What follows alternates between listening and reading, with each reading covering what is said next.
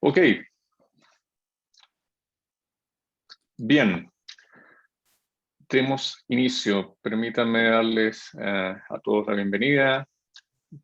Buenos días o buenas tardes, dependiendo la zona horaria en que se encuentren. Yo soy Claudio Radatz, profesor del Departamento de Administración de la Facultad de Economía y Negocios de la Universidad de Chile.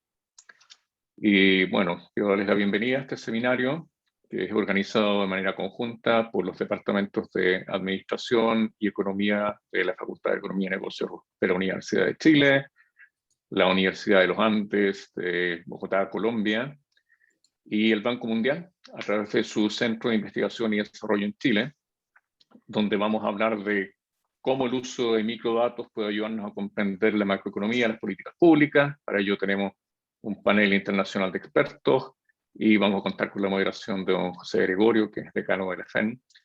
Y doy ahora la palabra a Sergio para que haga las introducciones más formales. Bueno, buen día, buenas tardes. Muchas gracias a todos por participar. Mi nombre es Sergio Schmuckler, trabajo en el Departamento de Investigación del Banco Mundial y soy coordinador del Centro de Investigación y Desarrollo del Banco Mundial en Chile.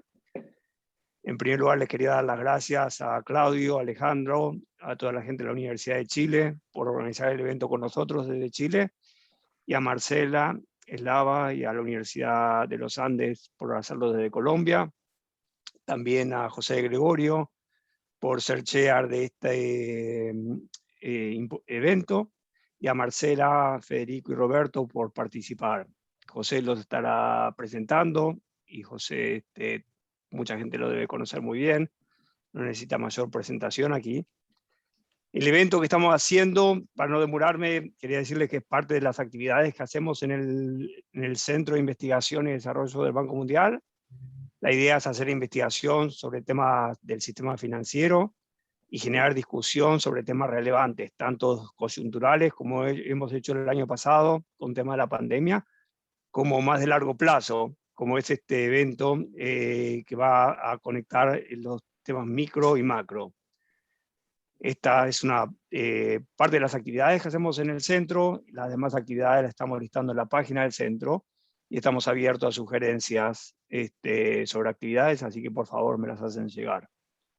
Este panel, a pesar de ser un panel solo en español para llegar al público local de América Latina y un panel de más largo plazo para ver temas académicos, ha tenido mucho éxito. Hemos tenido más de 800 personas inscritas y la estamos transmitiendo a través de YouTube, Facebook y Zoom, y pondremos el video a disposición después para que todos puedan verlo, los que no pudieron conectarse de manera simultánea.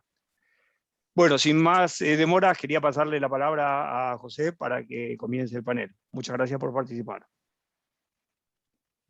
Hola, muchas gracias, mucho gusto.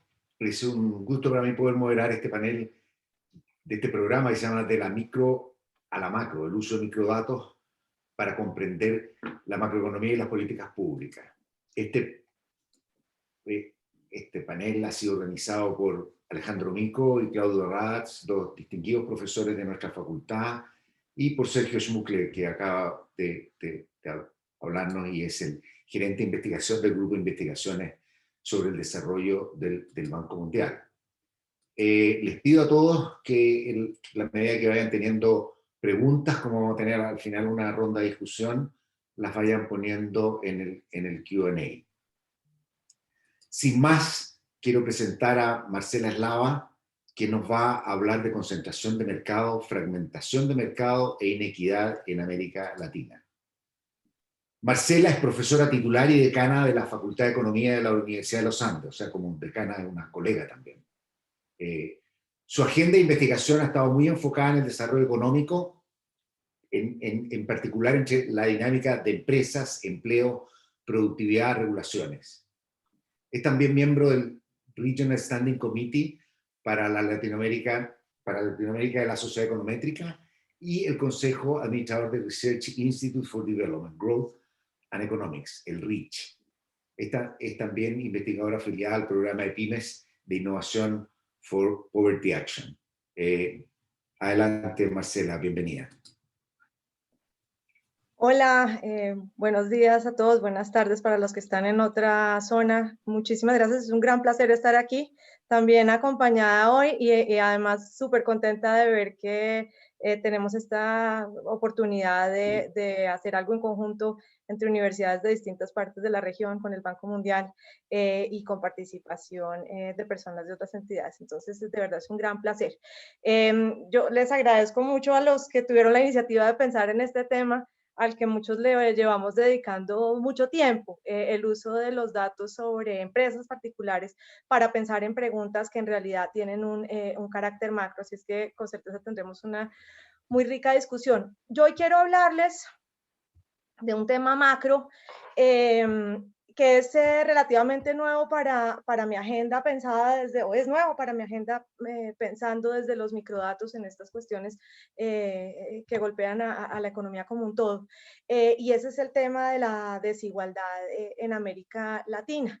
Y en cómo, por supuesto, para hablar de microdatos de empresas, en cómo eso se liga con características del sector productivo y en particular la concentración de mercado. Lo que yo argumentaré aquí es no solamente la concentración, sino la bipolaridad, concentración, fragmentación que vemos en América Latina comparada con el resto del mundo. Lo que voy a presentar hoy es parte de un trabajo que está en desarrollo, en el que apenas vamos a mirar como las gruesas tendencias, pero creo que hemos visto cosas bien interesantes en esas gruesas tendencias y eso es un poco lo que les voy a contar hoy. Y es trabajo que vengo desarrollando con una joven promesa aquí en la Universidad de los Andes, Nicolás Ordaneta, y con Marcela Meléndez del Programa de Naciones Unidas para el Desarrollo. Sin más, entonces, déjenme gastarle un rato a la motivación que nos lleva a trabajar en esto. La desigualdad de ingresos y de riqueza es sin duda uno de los grandes temas del momento. Los economistas en general creo que lo reconocen así, pero visto desde América Latina yo creo que requiere una perspectiva distinta. La problemática que ha traído atención mundial y atención de mucha gente trabajando desde la economía es el hecho de que en muchos países desarrollados en las últimas décadas se ve un incremento de la desigualdad, que esa está concentrada en un incremento muy marcado de concentración en la gente de más ingresos o de más riqueza, el top 1%, y que parcialmente se le ha atribuido por parte de algunos a una creciente concentración de mercado. Ese es como el tema más grande de discusión. Pero por supuesto en América Latina la historia es muy distinta. América Latina ve una desigualdad que si pensamos en los últimos años venía cayendo, por supuesto con un gravísimo retroceso con la pandemia, pero el hecho de que haya venido cayendo en los últimos 20 años no hace que sea un tema de poca monta en América Latina, si algo es aún de más importancia porque está entre las más altas del mundo. Y nosotros creemos que además también es perfectamente pertinente pensar en sus implicaciones o en sus causas más bien, entendidas desde dónde se generan los ingresos de las personas y ese es el aparato productivo. Y lo que creemos que estamos mostrando aquí, la historia que estamos contando es esta historia de la bipolaridad que les adelanté, en donde lo que es importante en el resto del mundo, es decir, la concentración de una generación de rentas muy concentradas en unas pocas personas, en unas pocas empresas también, o surgiendo de unas pocas empresas, sigue siendo importante para explicar en particular ingresos, con la mayor frecuencia ingresos no laborales de las personas más ricas, y eso explica una buena parte de la desigualdad en el resto del mundo y en América Latina, pero queremos argumentar que lo que hace diferencial a América Latina en términos de desigualdad es en realidad un peso muy amplio de una cola izquierda de la distribución de ingresos muy gruesa, y que esa guarda relación con lo que yo llamaría, por el contrario, la fragmentación de mercado, el hecho de que la otra característica diferencial de América Latina, ahora pensada desde el aparato productivo, es una enorme dispersión de la producción en una gran multiplicidad, mucho más que en otras regiones del mundo y sobre todo mucho más que en el mundo desarrollado, una dispersión, decía, en muchísimas empresas de mínimo tamaño.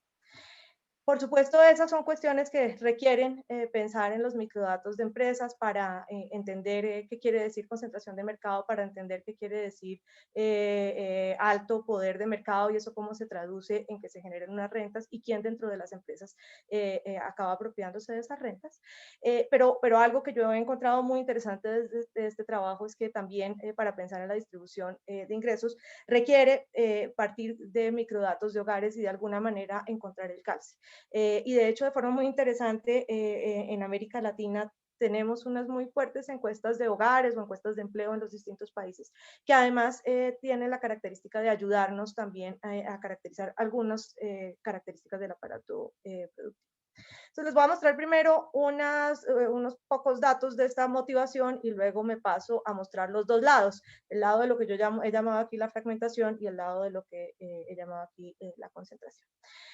Decía, en América Latina el problema no es tanto la dinámica como el nivel de desigualdad. En estas gráficas, América Latina, sacado del World Income Database, América Latina es lo sólido, Norteamérica y Europa son las líneas rotas.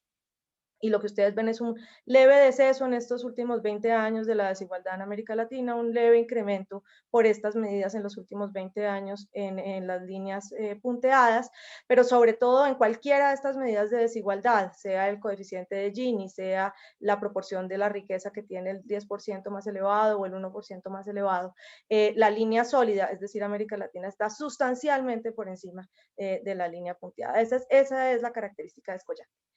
Lo que tenemos son las distribuciones completas de ingreso, entonces América Latina, aquí de nuevo línea sólida, está por supuesto sustancialmente corrida hacia la izquierda, ese es el gran problema de desarrollo, por lo que he entendido de mis copanelistas aquí, le van a dedicar una buena parte del tiempo a pensar en cómo es que somos en general más pobres, ahí está esa distribución corrida hacia la izquierda, pero yo no me quiero concentrar en el hecho de que está corrida hacia la izquierda, me quiero concentrar en el hecho de que es más desigual, es decir, por un lado es más dispersa, pero la característica a la que estaba haciendo referencia hace un rato es el hecho de que además esta cola de aquí es mucho más gruesa, mucho más gorda. Es decir, tenemos una fracción de gente más grande acumulada en la parte baja de la distribución. Una forma tal vez más fácil de ver ese sesgo de la distribución del ingreso de América Latina relativo a Estados Unidos o a la Unión Europea es esta gráfica que muestra cuánto es el ingreso promedio en este percentil, por ejemplo, el percentil 10, relativo al percentil 50, aquí en realidad el ingreso promedio del percentil 50 dividido por el 10, y por el otro lado, pues tendríamos lo contrario, el ingreso promedio en este caso el percentil 90 comparado con el percentil 50. Desigualdad quiere decir que esto no sea una línea plana, sino que tenga esta característica de parecer una B. El sesgo al que yo me estaba refiriendo es el hecho de que esta B no es simétrica, sino que está torcida hacia el lado izquierdo. En América Latina este ratio aquí es 12 veces comparado, o el del percentil 50 es 12 veces el del percentil 10. En Europa y Estados Unidos, por supuesto, hay desigualdad, es decir, también ese es un número mayor a 1, pero no es 12 veces, sino 6 veces o 4 veces, la mitad o un tercio. Mientras que en el lado derecho, si bien América Latina también tiene más concentración en esa parte alta, las diferencias son mucho menores, 4 versus 3.2, es decir, no alcanza a duplicar, mientras que aquí estamos hablando, como decía, de unos números muy elevados.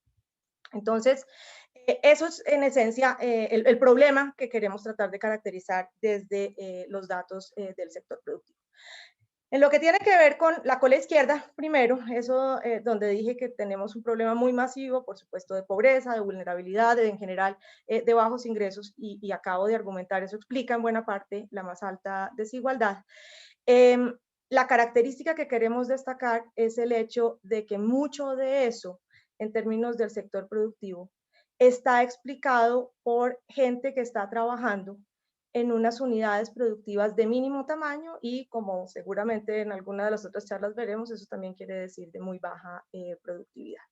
Una característica diferencial de América Latina, en estos datos que les voy a mostrar ahora, voy a llamarle América Latina a un promedio de países, un promedio de 11 países que ustedes ven listados abajo, para los cuales tenemos datos de encuestas de hogares, y decía una cosa interesante es que las encuestas de hogares también nos iliminan características del sector productivo, si bien estas características que tenemos aquí las podemos replicar en lo que toca al sector productivo empleador, las podemos replicar también desde, por ejemplo, censos empresariales como está descrito aquí, lo ha replicado así, o lo ha mostrado Santiago Levy con el Censo Empresarial de México. No tenemos censos tan buenos para otros países, pero en los poquitos años donde hay censos empresariales para otros países, lo que yo les voy a decir aquí es cierto y se puede ilustrar entonces desde los microdatos de empresa.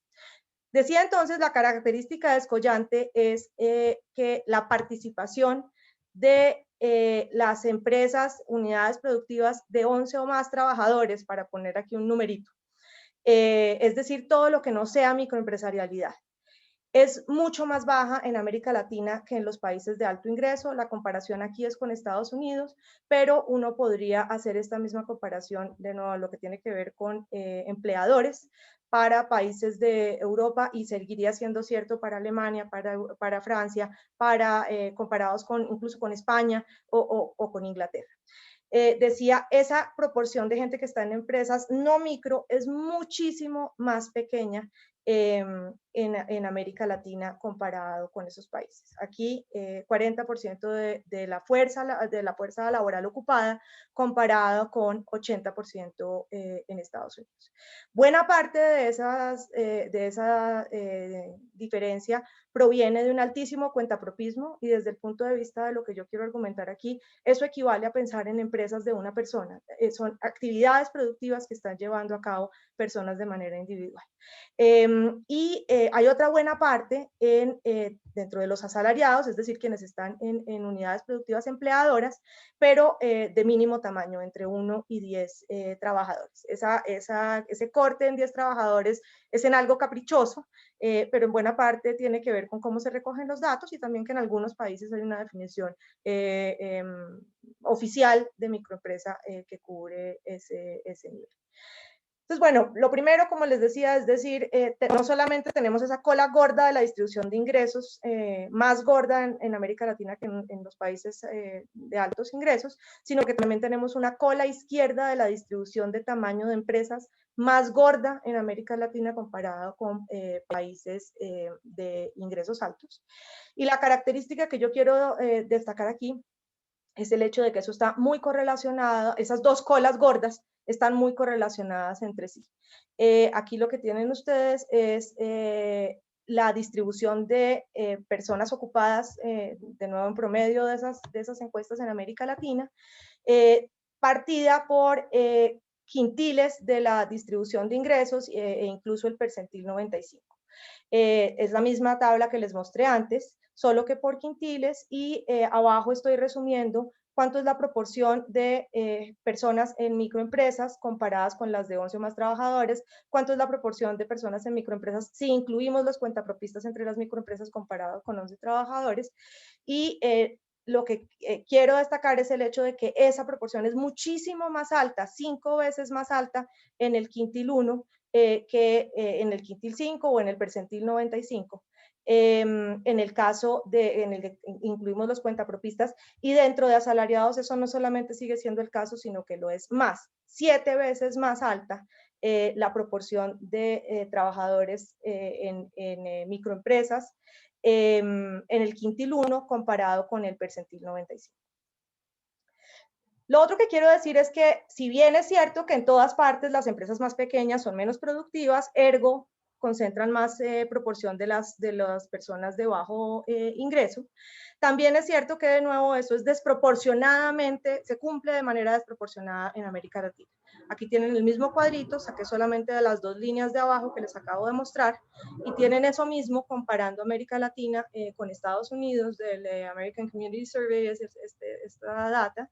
Lo que ustedes ven es, sí, hay más alta proporción en el quintil 1 que en el percentil 95 de personas en microempresas, de nuevo, algo que uno debería esperar dada la baja productividad de las empresas más pequeñas típicamente, pero la brecha es mucho menor en Estados Unidos. 2 veces o a duras penas 2 veces comparado con 5 o 7 veces la proporción de estas personas en microempresas en el quintil 1 comparado con el percentil 95 y en general, si ustedes miran a través de quintiles, esto es monótonamente decreciente del quintil 1 hacia el percentil 95. Entonces, la primera parte de nuestro argumento, como les dije, apenas vamos a construir las tendencias gruesas, pero yo creo que el hecho es bastante contundente. Al pensar en desigualdad en América Latina, no solamente podemos estar pensando en la parte alta de la distribución de las empresas y cómo allí se concentran unas rentas muy importantes, no podemos olvidar el hecho de que buena parte de la diferencia de desigualdad en América Latina está en el hecho de que hay mucha más gente ganándose unos ingresos inaceptablemente bajos y que eso tiene mucho que ver con una parte del aparato productivo que está todo menos concentrado. Lo que tiene es una enorme dispersión. Déjenme entonces ahora moverme al otro lado, donde usamos datos de lo que con más frecuencia consideraríamos los microdatos de empresas, aquello que más típicamente he venido utilizando yo en mi trabajo y de lo que probablemente también oiremos más tarde. Para hablar del otro lado de las dos distribuciones, de la distribución de tamaño de empresas y de la distribución de ingresos. El hecho de que también en la cola derecha América Latina tiene mayor ratio, digamos, entre el percentil, entre los ingresos del percentil más alto comparado con el de la mitad que lo que tienen Estados Unidos y Europa.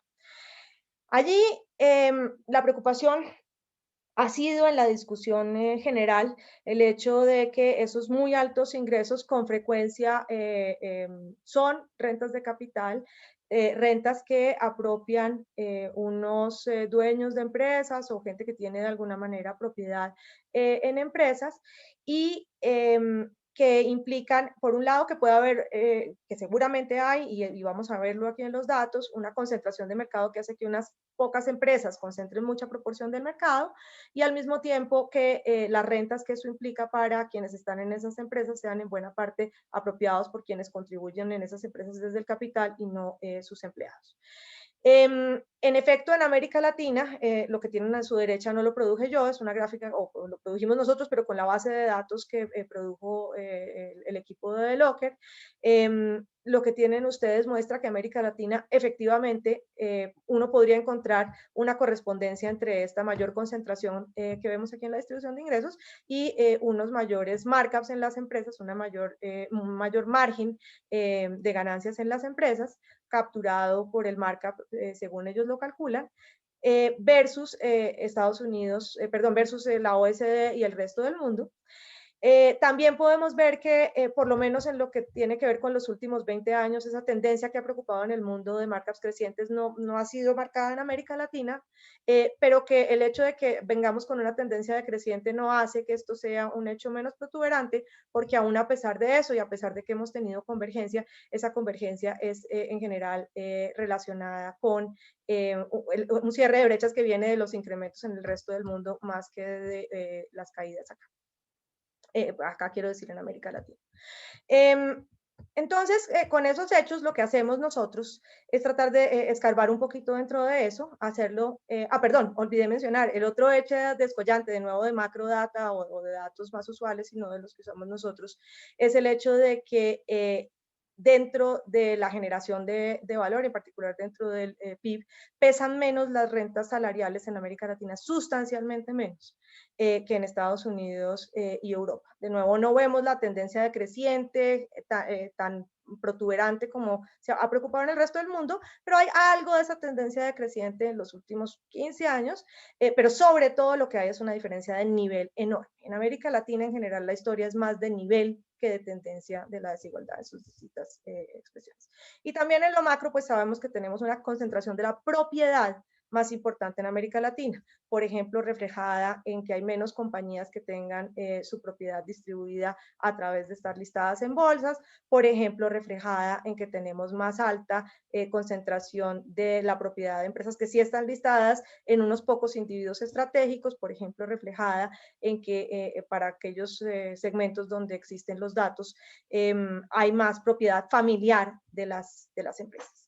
Lo que hacemos nosotros es hacer lo que se conoce como el análisis de microdatos distribuidos, cada vez más popular, que consiste en reconocer el hecho de que en general no podemos juntar los microdatos de distintos países por distintos tipos de restricciones en general relacionadas con la confidencialidad. Y entonces lo que hacemos es diseñar un código de procesamiento de datos que permita procesar de una manera comparable distintas fuentes de microdatos y distribuirlo a equipos que descentralizadamente lo han corrido en cada país. Y eso efectivamente es lo que hemos hecho en este caso, con datos de Chile, Colombia, Ecuador, México y Uruguay. En el caso de Chile, Álvaro García ha estado a cargo. En el caso de Uruguay, Néstor Gandelma ha estado a cargo, y así en cada uno de los países hemos tenido personas que han hecho el procesamiento. Para aquellos de aquí, para dar simplemente un sabor grueso de lo que tenemos, sé que me quedan 5 minutos, entonces me apresuro, pero para dar un sabor grueso para aquellos de ustedes que apenas empiezan a acercarse al tema de los microdatos y tienen interés de saber qué hay por ahí en América Latina. Una de las cosas que hay por ahí en América Latina son encuestas anuales manufactureras, que tienen en general un muy buen cubrimiento de los establecimientos, ¿no? En general tienen una unidad de observación de establecimiento, de 10 o más empleados, casi todas ellas con un diseño censal para ese fragmento. Algunas tienen un muestreo por debajo de 10 y en Ecuador el muestreo, en general todos los tamaños están cubiertos con una estrategia de muestreo y no censal. Resumo lo que estamos viendo de nuevo en esta apenas primera exploración de patrones gruesos.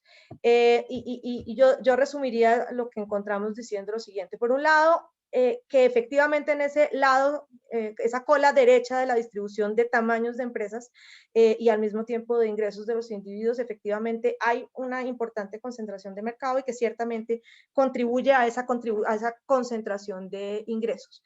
En particular, aprovechando variabilidad sobre el tiempo, vemos que cuando hay incrementos en los niveles de concentración, entendidos a un nivel sectorial grueso, infortunadamente estas encuestas no permiten definir mercados muy estrechamente delimitados, como uno quisiera hacerlo en una organización industrial, pensando en un sector muy definido de manera muy fina y ojalá geográficamente concentrado también, pero solamente pensando en niveles sectoriales gruesos, en general sectores definidos a 4 dígitos de la SIU revisión 4 en general.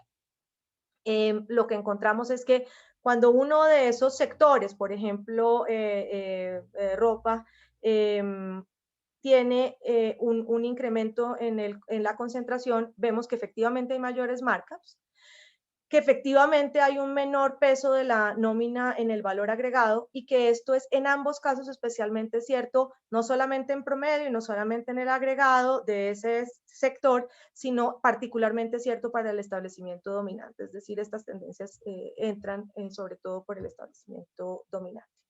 Déjenme, trato de mostrar esto aquí, tal vez si lo hago de la siguiente manera es más fácil ver lo que estoy tratando de mostrarles. Aquí tenemos un cálculo estructural de los markups con unos ciertos supuestos sobre cómo se comporta un mercado y lo que ustedes ven es que cuando sube el índice de concentración en ese sector, sube ese markup en Chile, en Colombia, en Uruguay y en general si me bajo a la pura esquina derecha, en realidad la participación del salario, de la remuneración a trabajadores cae.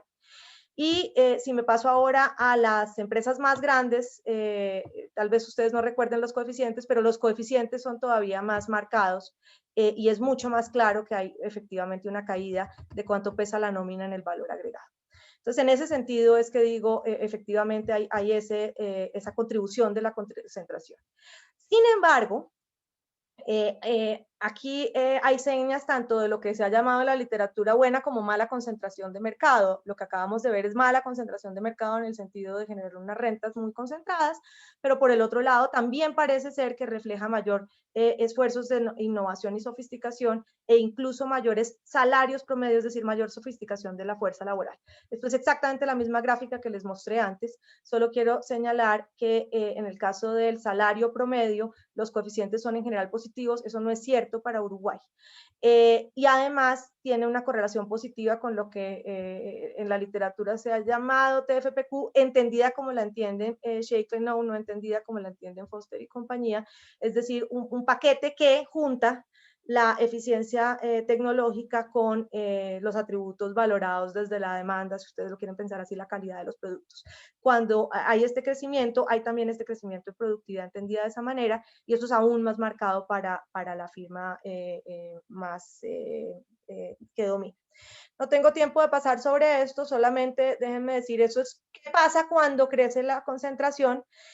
Lo que vemos en términos de las tendencias que efectivamente estamos observando en estos sectores, en las bases de datos que les mencioné, es que hay una cierta congruencia entre las dinámicas que estamos viendo de desigualdad en los distintos países y qué está pasando en esta cola superior de la distribución de empresas. En particular, por lo menos según el World Income Database, en Chile y en México no ha habido una caída de la concentración en estos últimos 20 años, sino si algún leve crecimiento. En Chile es más como una N, una subida leve y una caída posterior. En Colombia hay esa caída leve, en Uruguay también, y los patrones que vemos en esta gráfica en términos de concentración y en términos de marca son coherentes con que efectivamente no solamente sobre el tiempo o digamos en términos de la variabilidad que observamos, sino también en términos de las series de tiempo que observamos, parte de la dinámica de la productividad, de la desigualdad se puede explicar desde aquí. No tuve tiempo para mostrárselos tampoco, pero en cambio no se puede explicar el cambio de la desigualdad desde un cambio en el peso de las empresas más pequeñas, comparando los años que tenemos, que son solo del 2000 hacia acá, no parece que haya caído la fracción de empresas que son micro, y en cambio el pedazo que nos está faltando y hacia donde nos estamos dirigiendo para terminar de caracterizar esto de nuevo que son apenas las tendencias gruesas, parece implicar que el resto de la caída en desigualdad tiene que ver con, como otros lo han documentado, el cierre en el extra, en el diferencial salarial que reciben las personas más calificadas, con lo que parecería ser más bien un cambio tecnológico al interior de esas empresas. Dejo ahí, mil gracias. Y, muchas gracias, Marcela. Recuerden a los autores, podemos pasarnos un poquito, pero tienen unos 15 minutos para poder dejar algún tiempo para discusión. A continuación vamos a tener la presentación de lo micro a lo macro, barreras de entrada, distorsiones asignativas y productividad agregada. La presentación la va a hacer Roberto Fatal Jaef. Roberto es economista senior en el equipo Macroeconomía y Crecimiento del Departamento de Investigaciones sobre el Desarrollo del Banco Mundial. Su investigación abarca diversas áreas en macro, pero su especial énfasis en crecimiento económico. En la actualidad él ha estado trabajando en entender el papel de las distorsiones de mercado para el comportamiento a nivel de empresa, el espíritu empresarial y resultados macro a largo plazo, que es algo de lo que ya nos estuvo hablando Marcela. También investigar patrones micro y macro de trayectorias de transición al crecimiento, y también ha estudiado el papel del crédito en el ciclo económico. Antes de unirse al Banco Mundial, trabajó en el Departamento de Investigaciones del Fondo Monetario Internacional, donde yo también trabajé después de salir de Grad School. Así que, colega, de la decana. Así que adelante, Roberto. Bueno, muchas gracias y buenos días o buenas tardes para todos. Déjenme cumplir con la parte de compartir pantalla, etcétera, así ya nos aseguramos que la tecnología está encaminada.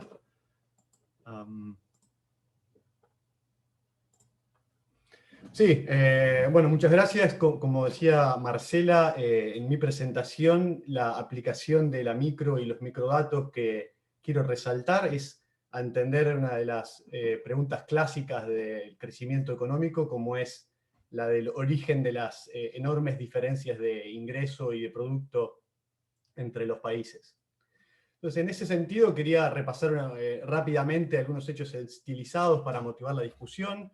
Aquí lo que quiero medir es justamente una medida de dispersión de ingreso por trabajador en varios países del mundo, y para este propósito lo voy a representar relativo al ingreso por trabajador en Estados Unidos, de manera que en el eje horizontal números cercanos a 1 representarán países con niveles de desarrollo económico comparables a Estados Unidos, y cercanos a 0 países más pobres. Y la conclusión emerge directamente de la figura, que es esta enorme disparidad de ingresos per cápita alrededor del mundo, con evidencia de países comparablemente ricos, pero sobre todo una enorme densidad, una gran concentración de países en niveles muy bajos de ingreso. En particular, la mediana de esta distribución, es decir, el ingreso per cápita relativo por debajo del cual la mitad de los países se encuentra, gira en torno al 30%. Y de hecho en nuestra región tenemos algunos países que exceden esta mediana, algunos están por debajo. En general, como región, creo que estamos luchando todavía para destacarnos de la mediana. Una pregunta natural de hacerse confrontado con esta evidencia es tratar de indagar acerca de los factores que puedan explicar el origen de estas diferencias de producto, y el ejercicio que uno típicamente hace es el llamado contabilidad del desarrollo económico, y la idea es postular una función de producción agregada y descomponer las diferencias en el ingreso por trabajador en diferencias en los factores productivos tangibles, como el capital físico y el capital humano, y este factor intangible venido a llamar productividad total de factores.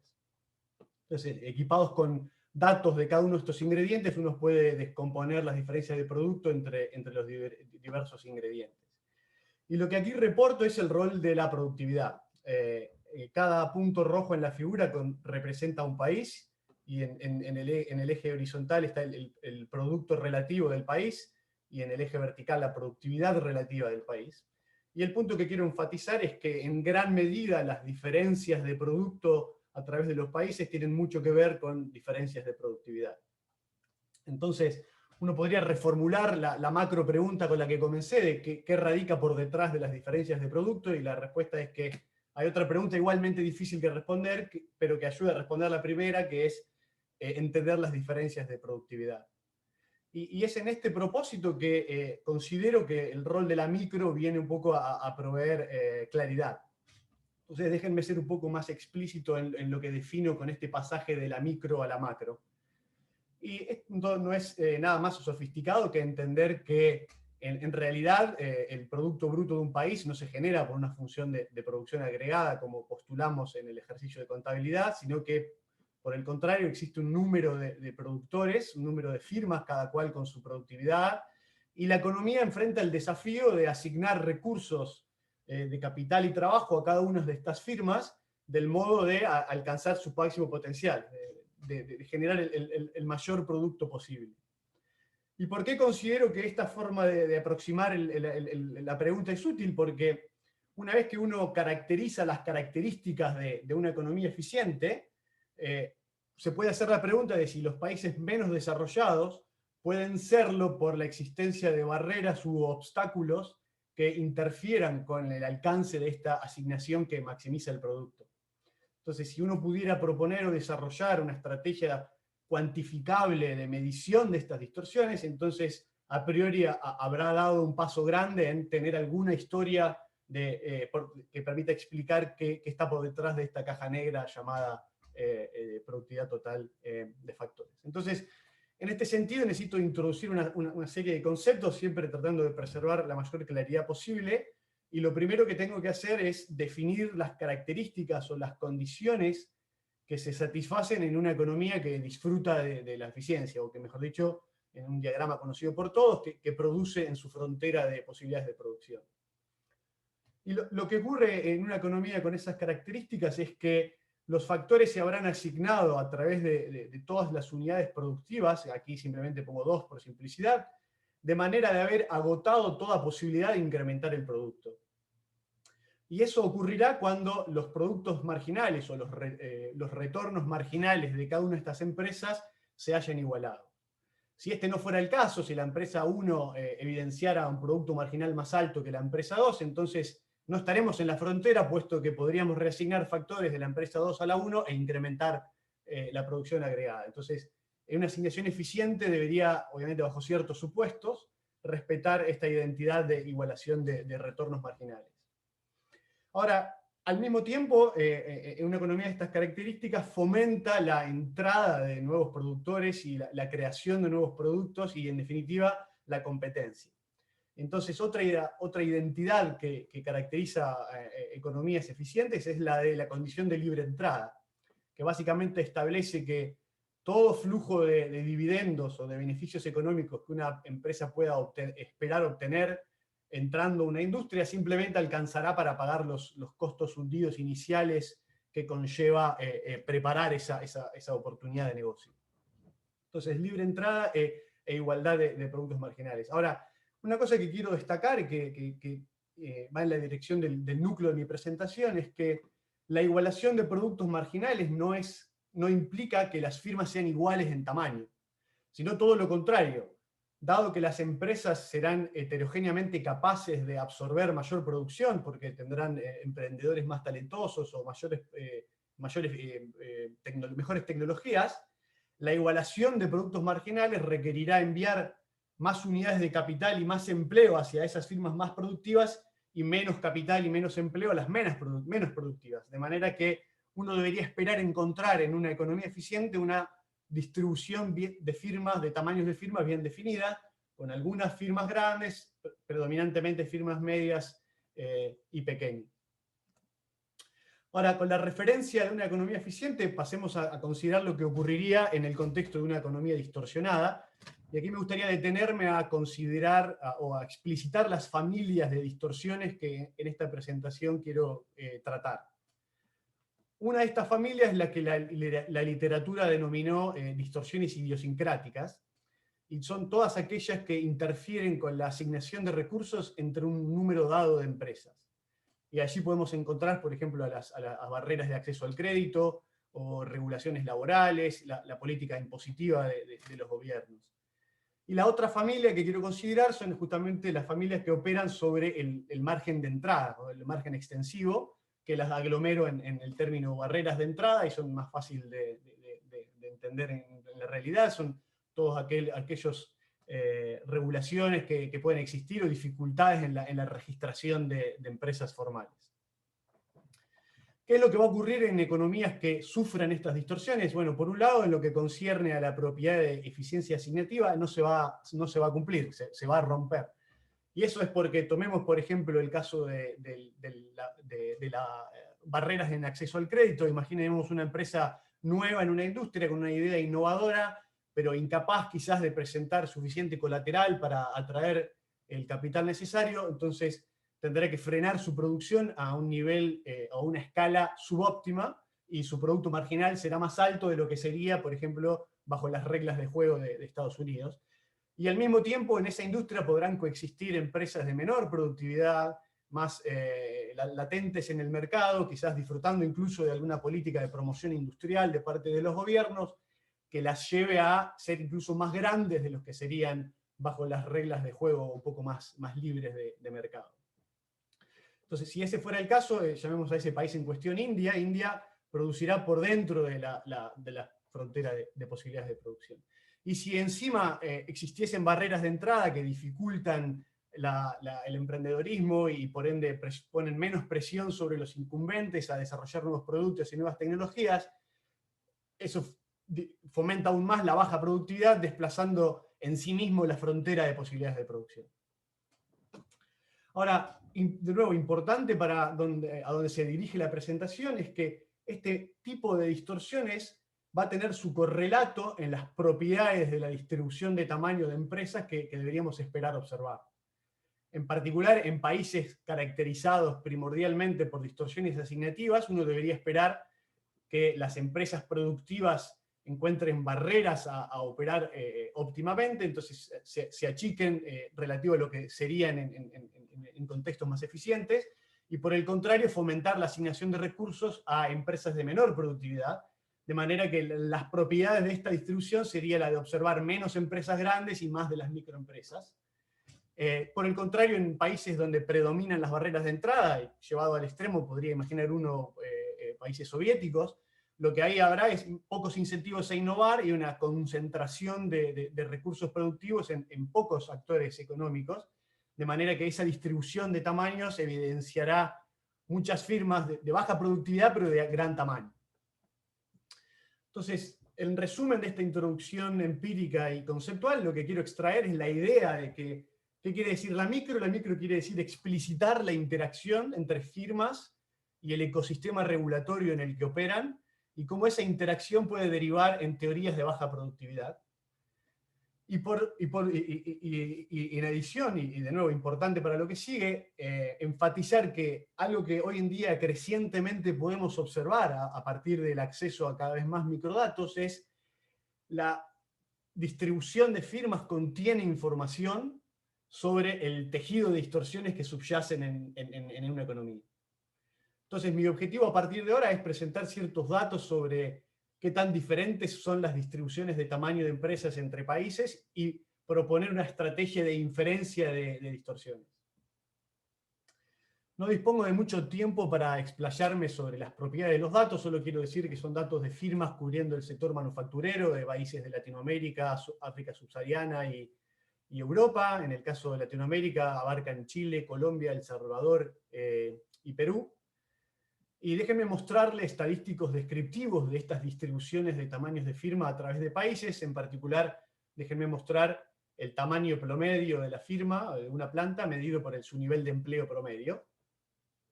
Y lo que quiero destacar es lo que hoy en día es un hecho estilizado en la literatura, que es esta relación positiva entre el nivel de desarrollo económico de un país y el tamaño de las plantas que generan el producto de ese país. En nuestra región, por ejemplo, Chile, Perú, Colombia, tienen plantas, de nuevo, en la muestra con la que cuento, de menor tamaño que Estados Unidos, en torno entre el 50 y 60 trabajadores en el sector manufacturero. Lo que quiero destacar es que esta teoría que esbocé al inicio de un modo conceptual tiene cierto asidero empírico en el sentido que de hecho observamos grandes diferencias en las distribuciones de tamaño. El próximo paso que quiero dar es justamente el de proponer una estrategia o una metodología para extraer de estas distribuciones de tamaño la información acerca de las distorsiones que se encuentran por detrás. Y obviamente de nuevo no dispongo ni creo que sea el espíritu del panel explayarme sobre los detalles de esa metodología, están obviamente desarrolladas en el trabajo científico en el cual esta presentación se basa, pero a grosso modo la estrategia es la siguiente. La idea es confrontar microdatos con el prisma de una teoría de equilibrio general, y es una teoría de equilibrio general que predice una distribución de tamaños de empresas. Y uno disciplina los parámetros y las fuerzas económicas en esta teoría para replicar una economía sin distorsiones, como interpreto es el caso de Estados Unidos. Y luego, con esa teoría que replica Estados Unidos, confrontar los microdatos de un país, del resto de los países de mi muestra, de Chile, de Perú, de Colombia, y preguntarme si esos microdatos son consistentes con la eficiencia, y si no lo son, inferir a partir del modelo cuál es el mix de distorsiones que racionalizan el tamaño promedio que se observa en cada uno de esos países. Por ejemplo, tomemos por ejemplo Perú, voy a medir en los microdatos el producto marginal de cada firma en Perú, y si descubriera que no son iguales unos a otros, voy a poder identificar cuál es la distorsión que está en el medio previniendo esa igualación, y este es el insight de Gianclino, no es solamente mío. Y en adición lo que voy a proponer es que uno puede hacer un ejercicio similar para inferir la barrera de entrada. Y para inferir la barrera de entrada, la disciplina va a ser exigir al modelo que identifique la barrera de entrada que genera en el contexto del modelo el mismo nivel de empleo que Perú evidencia en los datos. En resumidas cuentas, esa es la estrategia de inferencia. Entonces, ¿qué resultados obtenemos? ¿Qué magnitudes de idiosincráticas y de barreras de entrada extraemos del modelo? Déjenme presentar estas dos figuras. En el panel de la izquierda presento la evidencia sobre distorsiones idiosincráticas, y en el panel de la derecha evidencia sobre barreras de entrada. Para las distorsiones idiosincráticas las voy a resumir a partir de un estadístico descriptivo que es la medida en la cual las distorsiones afectan negativamente a las firmas productivas en beneficio de las improductivas. Es una suerte de correlación entre la distorsión y la productividad de la firma en cuestión, y el gráfico de la derecha es simplemente la barrera de entrada. Y lo que uno observa es, primero para destacar los puntos azules, que son los países más desarrollados de mi muestra, simplemente mostrar que, como reaseguro de que la metodología más o menos funciona, es que reporta muy bajas distorsiones en los países ricos. Uno se preocuparía si encontrase muchas distorsiones más grandes en Francia que en El Salvador. Ese no es el caso. Entonces, equipados con cierta confianza del funcionamiento de la metodología, uno puede explorar más globalmente las predicciones, y lo que ve es que a medida que uno considera países de menor desarrollo económico, tanto la evidencia de distorsiones idiosincráticas como de barreras de entrada se hace cada vez más prevalente. Entonces, de nuevo, recordando dónde estábamos, partimos de una conjetura, propusimos una metodología para medir distorsiones.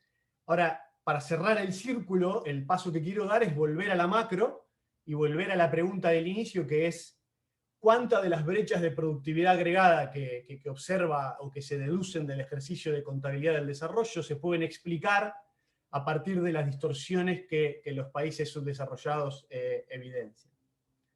Y la forma en la que voy a responder esta pregunta es haciendo un contrafáctico dentro de las fronteras del modelo, y preguntarme cuál sería la ganancia de productividad agregada que se podrían generar en cada uno de los países si fuésemos capaces de desmantelar el tejido de distorsiones que acabo de inferir.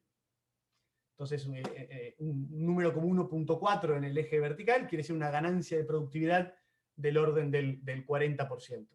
Y lo que observamos es que obviamente para los países ricos no hay mucho para ganar, porque tampoco hay mucho para arreglar, pero a medida que uno se dirige a países de menor desarrollo económico, las distorsiones son capaces de generar notables ganancias de productividad. En nuestra región, por ejemplo, en el contexto de Colombia y Chile y Perú, ganancias entre el 15 y el 20%, un tanto más grandes en El Salvador. Incluso uno podría proyectar estas ganancias dentro del modelo como función de la brecha observada en los datos, y la brecha observada está en el eje horizontal, y la brecha del modelo, la brecha que uno podría aprovechar por remover distorsiones en el modelo, está en el eje vertical. O es en los países extremadamente pobres, donde la productividad de Estados Unidos es 10 veces más grande que la de Etiopía, las distorsiones pueden solo ayudar a una fracción muy pequeña, pero en nuestra región, por ejemplo, un 30%, un 40% de la brecha de productividad observada se podría cerrar si descubriésemos cómo remover las distorsiones. Y me estoy quedando sin tiempo, y tengo mucho para decir sobre cómo dar ese paso. ¿Perdón? Ya te quedaste sin tiempo. Ya me quedé sin tiempo. Bueno, por eso, pospongo para la sesión de preguntas y respuestas esta discusión de cómo conectar esta medida abstracta de distorsiones con instrumentos observables de política económica. Muchas gracias.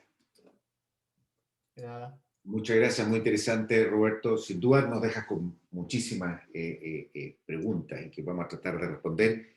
Entonces, a continuación, vamos a pasar a redes productivas, desigualdad y productividad agregada, que será presentado por Federico Uneus.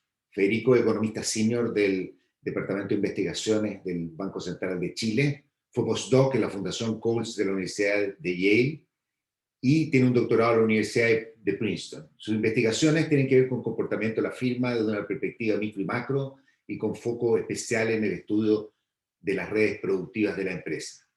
Además, tengo que agregar que Federico es de las grandes estrellas de su generación, recién graduados chilenos fuera, así que un gusto tenerlo aquí presentando. Adelante, Federico.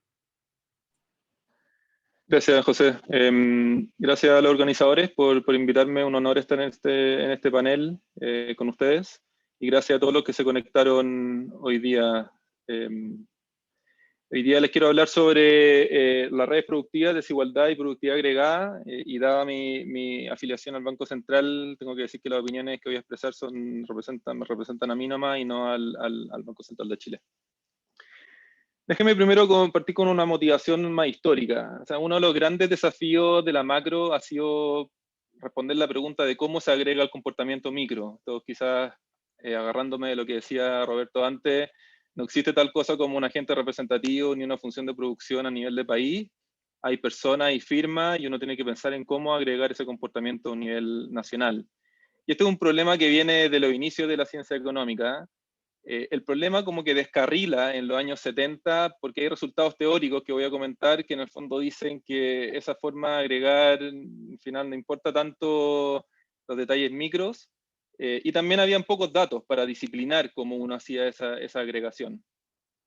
Pero recientemente había una explosión en la dirección opuesta, en particular porque hay teorías nuevas que permiten decirnos de que los detalles micro importan, y segundo porque hay datos para poder llevar esas teorías y testearlas. Pero esto genera un nuevo problema, que es que cuando tienes muchos datos y los datos son ricos, tienes que tratar de reconciliar los datos con la teoría que tienes, y por lo tanto necesitas teorías flexibles que puedan acomodar la riqueza que ves en los datos. Entonces, este resultado que les decía en el año 70, en particular, viene de este paper de Hulten. En el fondo es un resultado de irrelevancia, ¿no? Y no voy a entrar en los detalles técnicos, pero básicamente lo que dice el resultado es que si tú quieres darle una perturbación de productividad a una firma y quieres ver el efecto que tiene eso en la economía, en la productividad agregada, en este objeto que describía Roberto, entonces al final no te interesa saber todo el detalle micro que hay, las imperfecciones de mercado, etcétera, las cadenas de valor, o sea, pueden mucha sofisticación en cómo uno calcula ese efecto. Al final lo único que importa es el tamaño de la empresa. Eso es lo que decía este resultado. Si tú te interesa dar un subsidio a una empresa, quieres saber el efecto que va a tener eso sobre la productividad agregada, simplemente toma el tamaño de la empresa y vaya a poder obtener una aproximación del efecto que tiene ese subsidio. Entonces el detalle micro no importa y la prescripción de política es bien sencilla. Tienes que ordenar a las firmas de grande a chica y darle relativamente más a las firmas más grandes porque eso va a tener un impacto más grande en la productividad agregada. Pero el punto es que recientemente han aparecido teorías nuevas mostrando que esta irrelevancia se cae cuando hay ineficiencia, es decir, cuando los mercados no funcionan de forma perfecta, y cuando hay no linealidades. Y esto quiere decir que en el fondo las decisiones de las personas no son suaves, o sea, no es como que suavemente cambian las decisiones día a día, sino que pueden haber cambios discretos en las decisiones que toman, y eso puede en el fondo agregarse y tener mucho impacto a nivel nacional. Pero esto en el fondo requiere teorías más ricas para poder entender cómo se agrega el comportamiento micro a lo macro, pero al mismo tiempo estas teorías ricas que se han ido desarrollando en los últimos años tienen prescripciones muy precisas en términos de cómo tiene que implementarse la política pública y también muy distinta a cómo se hacía antes. Si voy a hablar de esto hoy día, voy a dar un par de ejemplos para tratar de aterrizar un poco esta discusión de cómo la micro nos puede ayudar a entender la macro en un contexto donde hay ineficiencia, donde hay no linealidades y donde este resultado, esta agregación de que solamente el tamaño importa, ya no se sostiene. Y ojo que esta agregación, este resultado es como la columna vertebral de la macro, de cómo se hacían cuentas nacionales, cómo se hacen cuentas nacionales en muchas partes del mundo. Entonces es bien importante entender cuándo nos movemos de ese resultado y cómo cambian los resultados cuando lo hacemos. Entonces voy a hablar sobre un poco de desigualdad, ingresos y redes productivas, sobre productividad agregada y poder de mercado, y sobre política fiscal hacia la firma. Voy a hablar brevemente para enfocarme en los resultados principales. No voy a entrar en los detalles, pero tengo estas cosas, varias de estas cosas están basadas en trabajos que yo he hecho, y por lo tanto los detalles los pueden encontrar en mi página por los que estén interesados. Si primero, en términos de desigualdad, la pregunta de uno de los trabajos que tengo tiene que ver con cómo la desigualdad interactúa con las redes productivas. Y esto quizás conecta con lo que estaba discutiendo Marcela al principio. Si uno toma un contexto de mercados laborales perfecto, entonces uno puede inferir que el ingreso laboral del trabajador está determinado principalmente por sus habilidades. En un contexto de mercados laborales imperfecto, puede suceder que el salario sea menor a la productividad, precisamente porque la empresa puede tener poder de mercado sobre el trabajador, y en ese contexto la habilidad deja de ser un estadístico suficiente para caracterizar los ingresos del trabajador. Y en ese contexto de mercados laborales imperfectos, las características de las empresas empiezan a importar más, como por ejemplo la cadena de valor. Entonces, lo que hacemos en este trabajo es que desarrollamos un modelo de mercados laborales imperfectos con trabajadores y con firmas heterogéneas, y también con una rica caracterización de las cadenas de valor de la empresa. Entonces, en este trabajo, ¿qué es lo que podemos encontrar? Podemos encontrar que la varianza de los ingresos a nivel nacional en Chile, usando datos chilenos, se puede dividir en un componente explicado por los trabajadores, por características de los trabajadores, otro componente explicado por la característica de las firmas, otro componente explicado por la correlación entre la característica de la firma y los trabajadores, otro componente que tiene que ver con la interacción entre la firma y los trabajadores, y el residuo. Entonces lo que encontramos para Chile, usando metodología de frontera para estimar estos modelos, encontramos que las características de los trabajadores, si uno quiere las habilidades de esos trabajadores, explican la mayoría de la varianza de ingresos que uno observa en Chile, ingresos laborales, eso es el foco del paper. Las características de las firmas por sí solas explican alrededor de un 10%, la correlación entre la firma y los trabajadores un 20%, y las interacciones no importan tanto, y el residuo explica como un 14%. Entonces la pregunta que nos hacemos nosotros, en este contexto, mercado laboral imperfecto, ¿cómo las redes productivas afectan la desigualdad de ingresos? Entonces, intuitivamente, ¿qué puede estar pasando? Primero, uno puede pensar que firmas que tengan mejores proveedores, por ejemplo, proveedores más productivos y mejores consumidores, esas firmas van a ser más grandes y van a crecer. Y en estos contextos de mercado imperfecto, para que las firmas crezcan, tienen que atraer trabajadores, y para atraer trabajadores tienen que subir el salario. Entonces, esa es la primera predicción de la teoría. Pero también puede pasar que cuando yo obtengo proveedores mejores, esos proveedores pueden sustituir a los trabajadores. Y en el caso de que sustituyan a los trabajadores y que esta fuerza de sustitución sea muy fuerte, la demanda por trabajo puede caer y por lo tanto el salario puede caer. Entonces, al final de cuentas, si las redes productivas aumentan o disminuyen la desigualdad de ingresos, es una pregunta cuantitativa. Puede ir esta relación en cualquier dirección. Y lo que nosotros hacemos es caracterizar esa relación. Cómo la heterogeneidad en los proveedores y los consumidores que tienen las empresas afecta la desigualdad de salario que las empresas le pagan a los trabajadores, y caracterizamos cómo esto depende de las elasticidades micro que están en la economía, las redes productivas que observamos en los datos, y eventualmente cómo podemos conectar esto con desigualdad agregada. Entonces lo que encontramos es que las cadenas de valor explican alrededor de un 20% de la desigualdad de salario en Chile, y para tener un número de referencia, si que esto alto o bajo, la productividad de las empresas, o sea, la productividad total de factores o la productividad de los trabajadores, explica alrededor de un 12%. Es decir, las diferencias que hay en la cadena de valor entre las empresas explica casi el doble de lo que explica la productividad de la empresa en términos de cómo afectan estas la desigualdad de salario. Y una cosa relacionada que hacemos, que quizás está conectado con lo que decía Marcela al principio, es ¿quién se beneficia del crecimiento de la productividad? ¿Cuáles son los trabajadores que en el fondo se benefician de esto? Entonces imagínense el siguiente caso, que hay un aumento de la productividad total de factores en la empresa A. Lo que nosotros encontramos es que si eso pasara, aumentaría en promedio el salario de los trabajadores de esa empresa A en un 35% aproximadamente. Pero ¿qué es lo que va a pasar también? Cuando aumenta la productividad de la empresa A crece. Y la empresa A, al crecer, demanda más de sus proveedores. En este caso particular, el proveedor B. Y el aumento de la demanda del proveedor B aumenta el salario en B en aproximadamente un 33% por qué tan importante es ese proveedor para la empresa A. Pero al mismo tiempo, el aumento de la PTF en la empresa A disminuye el precio en la empresa A, se vuelve más productiva, puede ofrecer un precio más bajo por lo que vende, y asimismo el comprador C crece, porque ahora compra insumos más baratos. Y al crecer el comprador C, una empresa que está agua abajo de esta empresa A, el salario en esa empresa C crece, y crece en aproximadamente un 21% por qué tan importantes son las compras de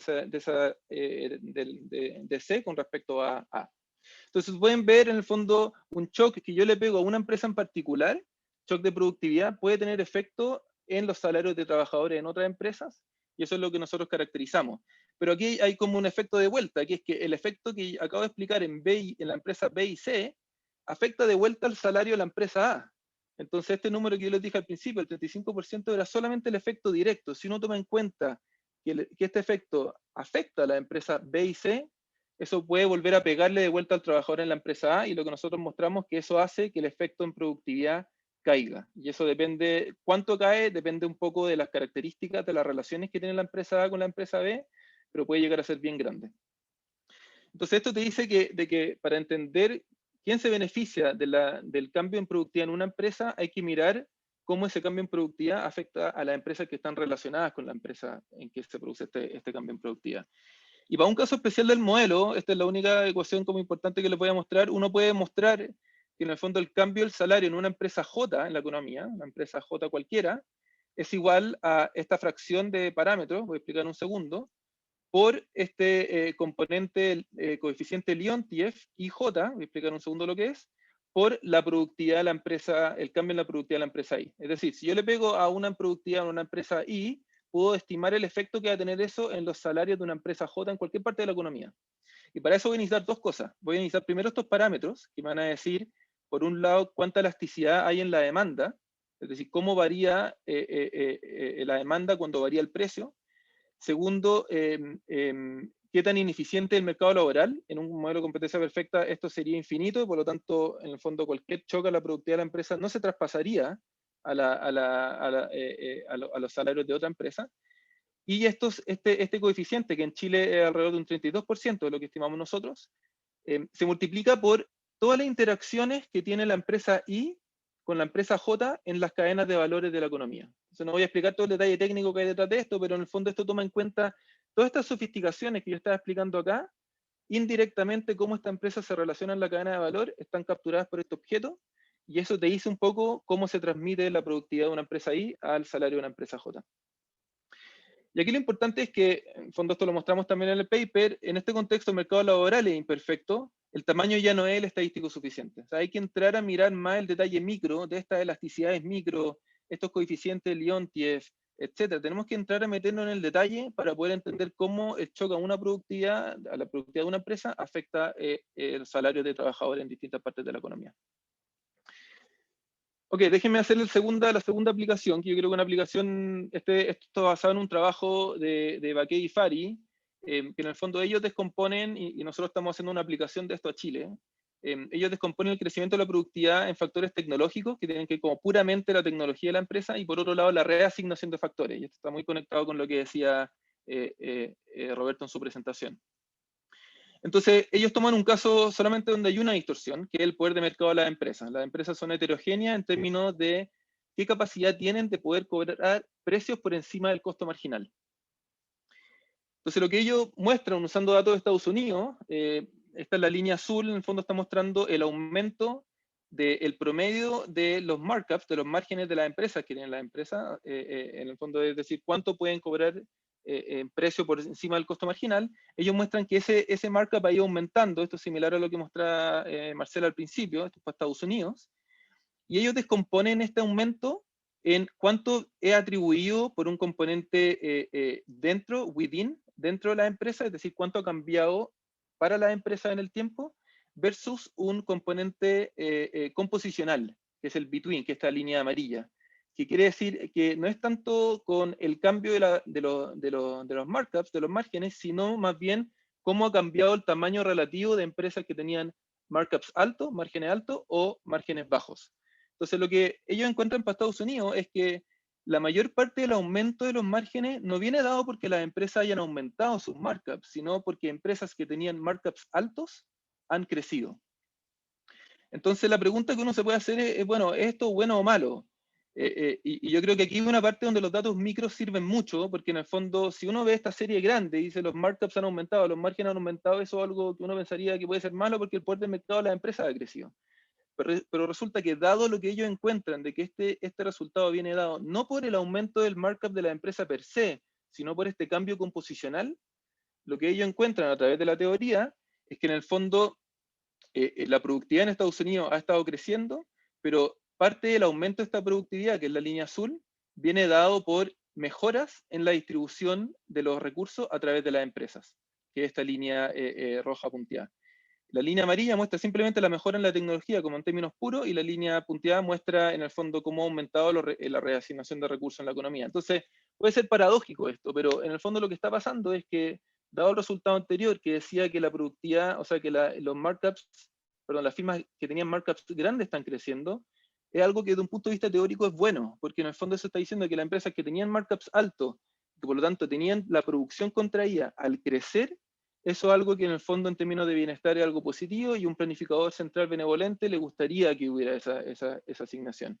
Y lo que nosotros encontramos en Chile es que, esto es bien preliminar, por eso no lo muestro acá, en el fondo los markups también han estado aumentando en Chile, pero ocurre lo contrario. El aumento en Chile viene dado por el componente within y no between, es decir, no viene dado por el cambio composicional, sino que viene dado por el aumento en los markups de la empresa en el tiempo, y eso desde el punto de vista de esta teoría es algo malo en términos de bienestar. Entonces, por eso en ese sentido, mirar el micro detalle de los datos, estas descomposiciones, es muy importante para entender cómo estas figuras macro de aumento en markups te predicen cosas completamente opuestas en términos de si lo que está pasando es bueno o malo para el bienestar de una economía. Ok, y déjenme terminar con lo último. que tiene que ver con política fiscal hacia firma y también qué rol juegan las dinámicas de las redes productivas. Una cosa que uno se puede preguntar en una situación de crisis como la que estamos viviendo ahora es por qué vale la pena apoyar a las firmas en vez de simplemente apoyar a los hogares. Al final nos interesa el bienestar de las personas y por lo tanto si uno apoya a los hogares quizás con eso podría ser suficiente. Pero hay un argumento que dice, mira, las firmas en verdad son una colección de relaciones que son difíciles de construir. Las relaciones con trabajadores, las relaciones con proveedores, con compradores, etcétera, que involucran una inversión en intangibles. Y lo que yo hago en un trabajo en Chile es que en el fondo estimo qué tan importante es esta idea. Qué tan importantes son los costos de creación y destrucción de relaciones productivas en Chile. Y encuentro en particular que sin estos costos, la gran recesión en Chile habría afectado a Chile en un 30% menos. Es decir, una buena parte de una crisis grande como la gran recesión viene dado por el hecho de que es difícil reasignar y cambiar las relaciones que tienen las empresas con sus proveedores y con sus compradores. Entonces, algunas veces las empresas quieren reducir su tamaño o se destruyen y después quieren volver a abrir, y ese proceso hace que en el fondo se pierda mucho valor porque volver a construir las relaciones que se tenían antes de la crisis es muy difícil. Entonces, esa es una cuantificación que yo he estado trabajando y estamos trabajando ahora en tratar de expandir esto, empezar no solamente relaciones con proveedores y compradores, sino también con trabajadores y con otros agentes de la economía. Y una última cosa que quiero comentar de otro trabajo relacionado es cómo se traduce en precios la ayuda que uno le puede dar a las firmas. O sea, la demanda fiscal, cómo se puede traducir en precios. Y el argumento tradicional tiene que ver con esta idea de qué tan difícil es ajustar precios. Y trabajos que estamos haciendo en el Banco Central, en el fondo mostramos combinando datos tributarios con datos de Chile Compra, de licitaciones públicas que se hacen en Chile, mostramos que en el fondo encontramos preliminarmente que la demanda fiscal aumenta precios, pero solamente a través de la creación con nuevos agentes. Es decir, cuando hay una demanda a una empresa, en el fondo aumenta la demanda de esa empresa porque se gana un contrato con el Estado, la empresa aumenta los precios, pero no porque en el fondo le suban los precios a los mismos compradores que tenía, o a los mismos proveedores que tenía, o a los mismos trabajadores que tenía, sino más bien contrata trabajadores nuevos, contrata proveedores nuevos con precios más altos que los trabajadores y proveedores que tenían antes. Entonces esto en el fondo te dice que los precios son más rígidos de lo que uno pensaría, y que el ajuste a través de las relaciones productivas es muy importante para entender cómo las empresas en equilibrio terminan cambiando los precios. Y esto es importante porque en el fondo está diciendo dónde están las rigideces de la economía y para tratar de entender que dado esas rigideces, dada esa ineficiencia, cuál es la política fiscal óptima que uno debería pensar. Porque de nuevo, en un mundo de ineficiencia, esta idea sencilla de que solamente el tamaño importa, se cae y por lo tanto uno tiene que entrar en el detalle de cómo estos distintos roles, estos distintos ingredientes predicen qué tipo de política uno debería implementar. Déjenme terminar diciendo un par de cosas nomás sobre Chile. Chile se ha destacado en instituciones macro, pero parece que han desafío en instituciones micro. Antes el desafío fue la inflación de precios, hoy lo es la colusión de precios, y ha habido una explosión de datos administrativos, capacidad computacional, teorías manejables, que te permiten pensar en políticas micro de desarrollo productivo y de estabilización, que son mucho más ricos que los instrumentos macro tradicionales que se usaban antes. Pero igual quedan desafíos en términos de incentivos, en términos de informalidad.